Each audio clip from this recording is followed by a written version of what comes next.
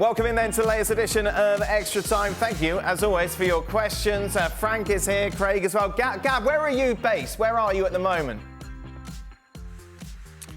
I'm in Berlin. I'm on the balcony of my apartment. I was just distracted a second there because right here in live time, there was a police car kind of pulling somebody over rather menacingly. So wow. Don't know what they're doing now because I'm staring right down the camera. I'm guessing you're wearing shorts, yeah, Gab? Of course, I'm wearing shorts. It is summer, and as you know, because it's after I get to wear my light-colored shirt because it's after Memorial Day. Oh, beautiful. Labor Day, You've never been to Berlin. Yep, Frank, are you wearing shorts? Shut up, right. It's one of my favourite cities. Are you wearing shorts as well, Frank? There's a story there. Shall we tell? No, we won't tell. Never, my man. Yeah. That's for you. That's not for me. But I might come in the studio with shorts once, just to please you and to please the viewers, because for God's they sake. asked me to wear that. Why'd you spoil the night? I forgot he was coming. Yeah, he's coming Friday. It's going to be exciting, isn't it? That's all right, you can play golf on Saturday now. He's here. I'm coming home. Perfect, I'm coming home. Frankie's coming home. Okay, what's happening, Pete? We've got a Steve Clark quote. Oh, you just text it to me. Okay, all right then. All right, I'll talk. Here we go. Steve Clark, 100% penalty. Somebody somewhere has to explain to me why that's not a penalty. I've got other words, but I'm not going to use them. Also, question: why VAR didn't intervene? Oh, we even have to explain it to the Scotland manager. VAR did not intervene because VAR looked at it and VAR agreed with the referee. That's why VAR didn't intervene. Shall we explain it? VAR for dummies. VAR for dummies. When it doesn't intervene, it hasn't been sitting there going, Watching the Germany game. Scheffler's winning golf again, you know. It was a kind of jib. Oh, so I can't. Anyway, that's emotions. I never get that with managers when not the emotions, the VAR side of it. You know, people have to stop this. Some people just have to stop. You know, why did VAR not get involved? Because the VAR the operator agreed with the referee. But the emotion there is everything's 100% a penalty. I can imagine the Scottish fans now. Yep. They're down there. They're drowning their sorrows. They're having a good time. They're drinking beer and they're consoling themselves, and the world will be against them. Yes. That's the mentality.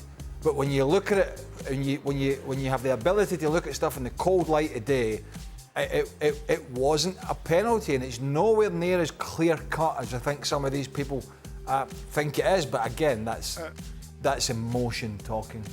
Gab, I don't think we got your view in the end. I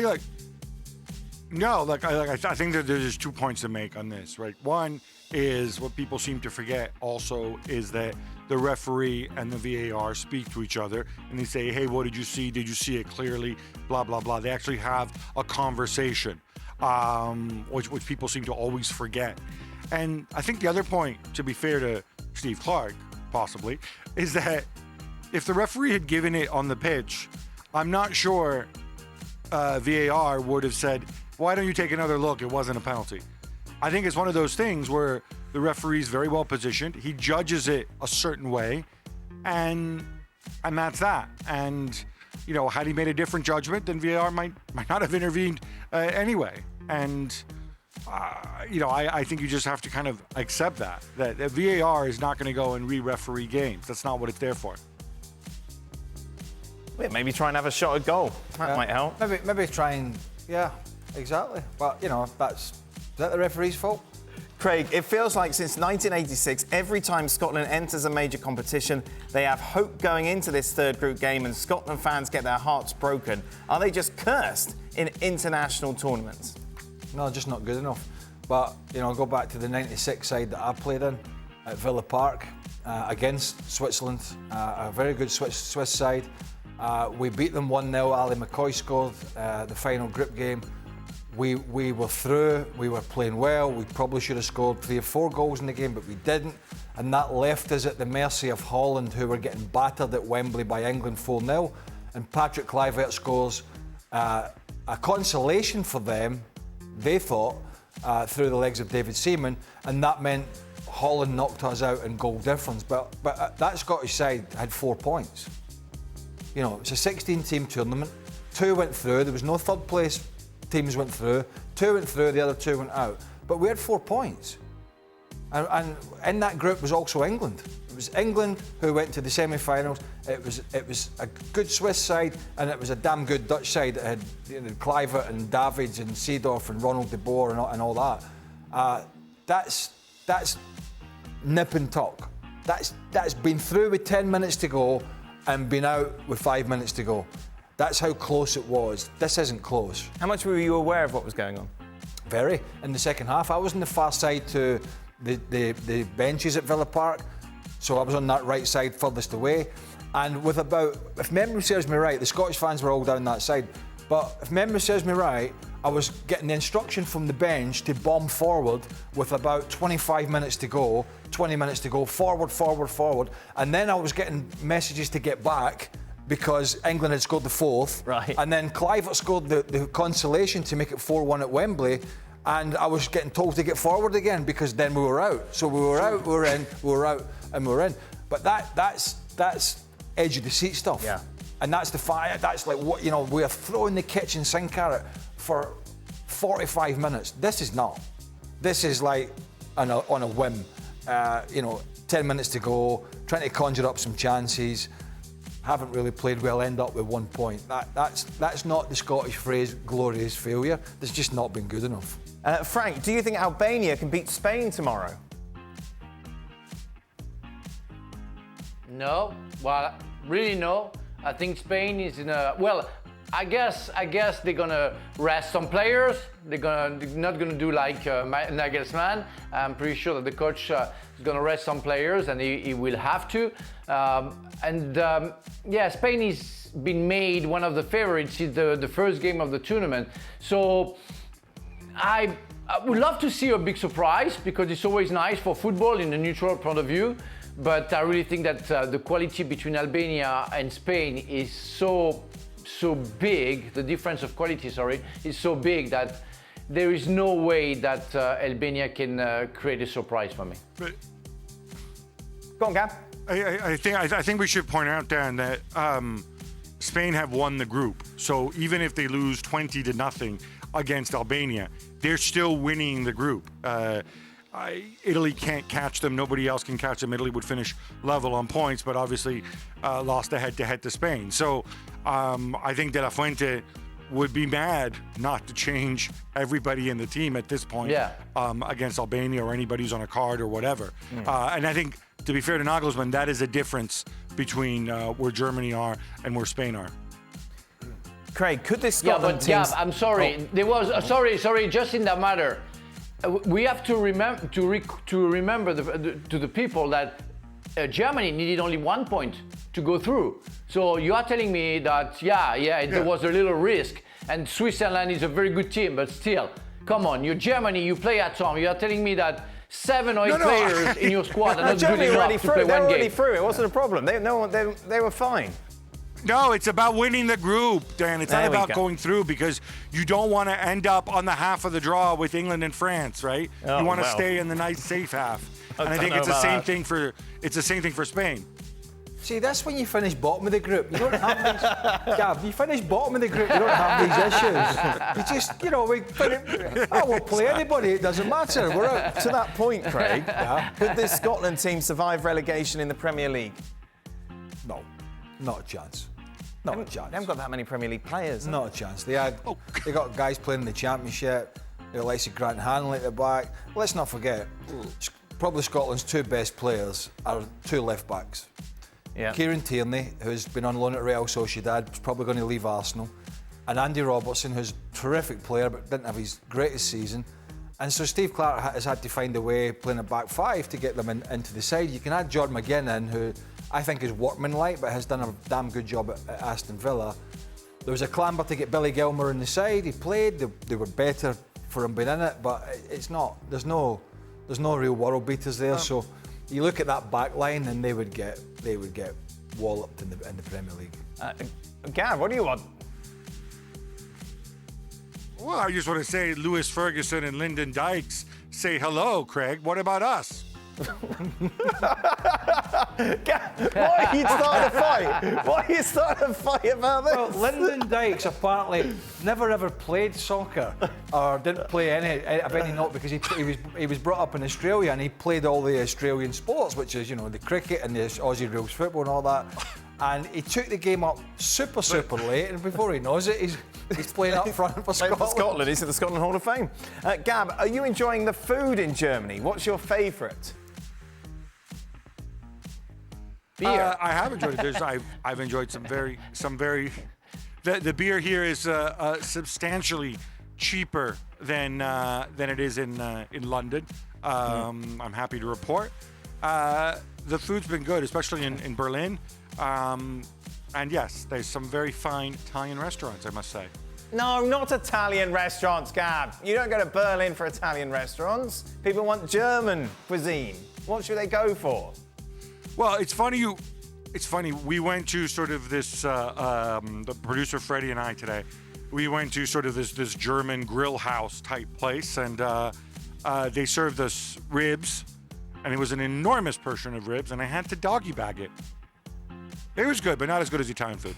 Wasn't no, I Smokehouse, like in Cardiff. Well, I was thinking about Cardiff. Look, I'm sorry. Listen, Dan, listen. Okay, listen, Dan, this is important, right? You go around the world, right? Yes. What kind of restaurants do you see? You see Italian restaurants, right? You see Japanese restaurants. You see Chinese restaurants. You see French restaurants. You see Indian restaurants.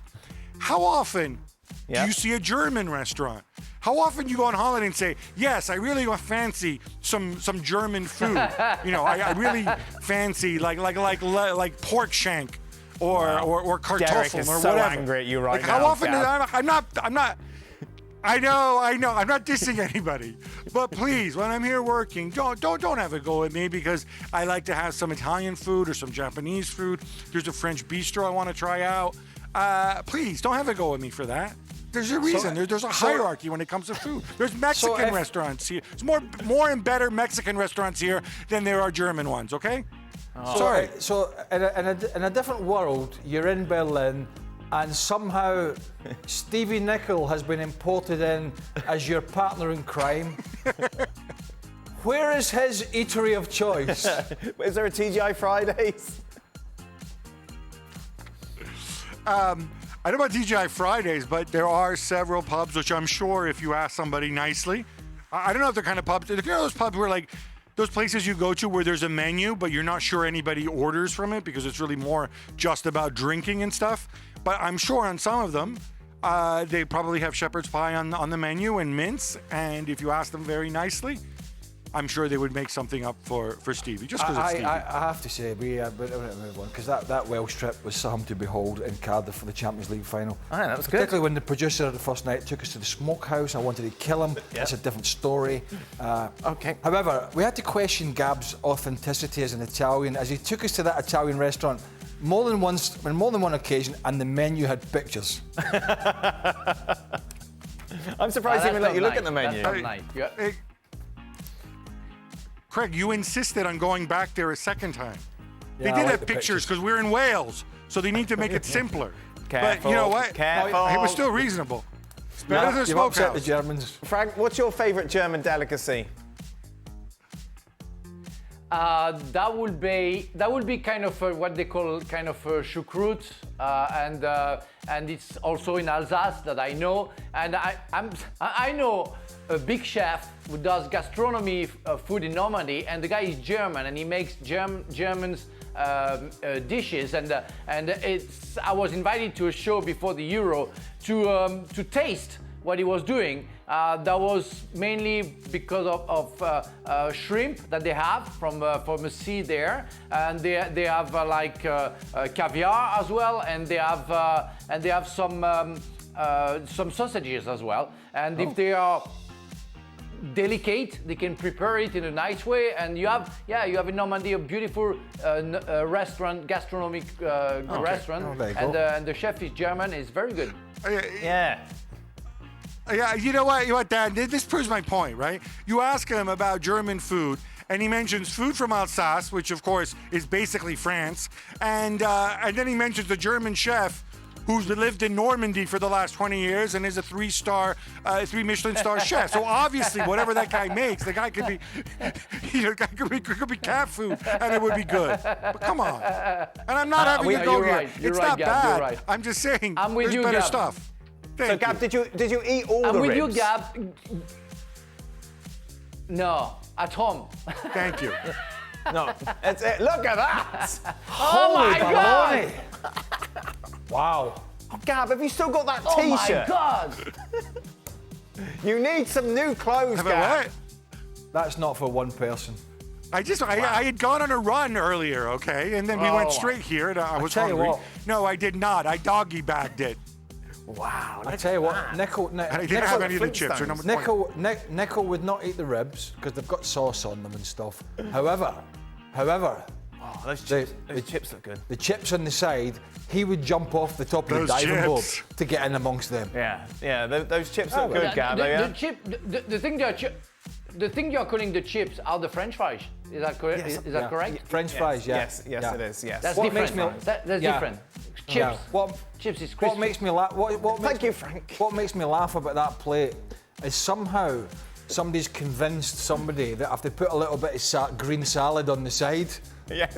it's going to balance it out. Just waiting for Donaldson to help. Okay. All right, okay, we're on the clock. Right. We're on the clock. Why does Scotland suck so bad? Are they good at any sports? Did I write that? From Craig. No, well, listen, to be fair, and I'll call it as it is, what Stevie Clarke has done is take Scotland to 2 major championships, the Euros that were eventually played in 2021 and now the Euros in Germany in 2024. Now, they haven't really been competitive, but they've at least got there. Because it's a bigger field, yeah?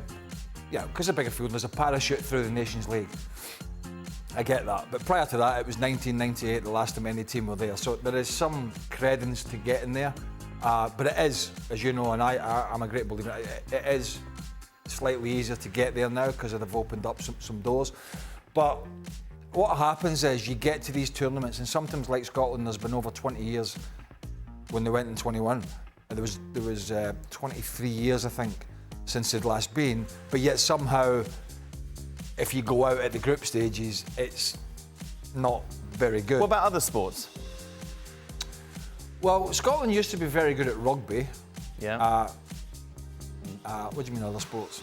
Well, exactly what the question is. What other sports is Scotland good at? Well, Andy Murray was... Golf. He's British though, isn't he? Well, he's British when he's British when he wins.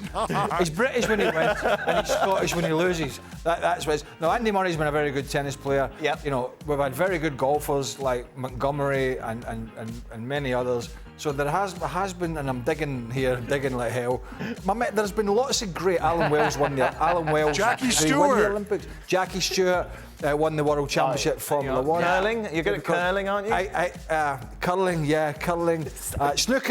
Stephen Hendry was the world champion at snooker. There we go. Oh, darts. Jockey Wilson. No, he wasn't the world champion.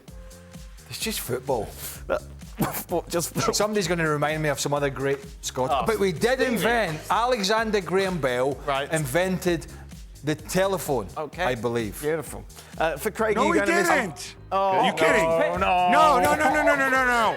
Alexander Graham Bell stole the telephone from Meucci, who was Italian. Alexander Graham Bell is a thief. Are you kidding me, Craig? We were doing so well. Alexander Graham Bell, read your history. Alexander Graham Bell is a fraud and a thief. He's They burning don't in teach hell that right now for what he Scotland, did. do they? Well, we've not been No, told clearly that. they don't. He invented it. We also invented penicillin. But we maybe are still in having somebody else. Yeah, I that's don't know. much better. Ian That's Fleming. Pasteur. Adam Smith. Alexander That's Fleming. Pasteur. I tell you what, Logie Baird, Yogi Bear, Logie Baird, and I don't even have come back because my dad told me. He invented the television. Oh, okay. Was that stolen by from some Italian? All right. The police are coming for Gab. That's Derek. No. That's all legit. I told you we invented television. Craig, are you going to miss Don in the studio? We like Don. Yeah, of course. Oh, we like Don. I played with Don. I've known Don for years. There we go. We love having Don here. There we go. He does. He does throw us a bone now and again. Yeah, it does come up. He's he's been very busy this summer, isn't he? Well, yeah, he's gone to Mumbai. He's gone straight from here to London, then Mumbai for 20 days, and then he's coming back from Mumbai, and he's gone on a 5-day golf trip with his mates. What? My missus would He never. must be hated at home. Well, yes, exactly. Off you go. We all Frank, know that we're looking feeling. forward to you being here. Gab, enjoy the rest of your German trip and Six- your ribs and your chips. It looks nice, man. That is it. Craig, Oh, 6 days. wow. 6 days and I'm there. No. 5 days. Oh, Oh, you got to take 6 sleeps. 6 sleeps, Frank. There we are. Oh my God. And we will Oh end my with that God. beautiful picture. Look at the lettuce. Just put it I'm on going to there. throw up. Frank, I'm just reopening my Yeah. vacation, my employment vacation app. Okay, that's it. We're done. Thank you very much. ESPN FC back with you, but I presume it's me and you again tomorrow. Yeah? Maybe Stevie will be here. I'm into What's Stevie going to say about the penalty of wonder? Oh, we'll find out. Well, we'll need to show him first.